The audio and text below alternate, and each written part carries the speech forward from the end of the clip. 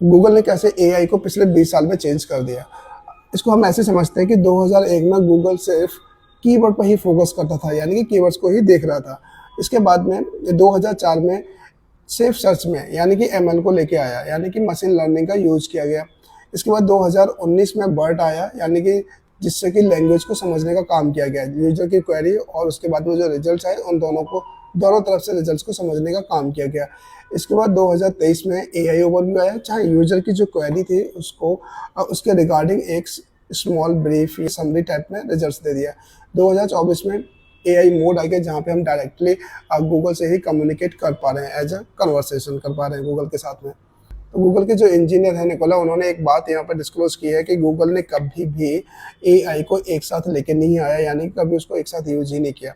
यानी कि उसने एक अलग अलग जो लेयर हैं उनके साथ में चीज़ों को जोड़ दिया गया है। जैसे फॉर एग्जांपल हम कभी फोटोशॉप में डिज़ाइन करते हैं ना, तो हम क्या करते हैं कि लेयर वाइज हम काम करते हैं फोटोशॉप में। कभी एक ही इमेज के अंदर विदाउट लेयर हम काम नहीं करते। उसमें क्या होता है कि चीज़ें बहुत ज़्यादा कॉम्प्लिकेट हो जाती है। तो ठीक वैसे ही गूगल भी एआई को इस तरीके से लेके नहीं आया, बिकॉज एआई क्या है, एक ब्लैक बॉक्स की तरह काम करता है, जहाँ पर गूगल को भी नहीं पता कि उसमें क्या गलतियाँ हो रही, खुद उसे नहीं पता।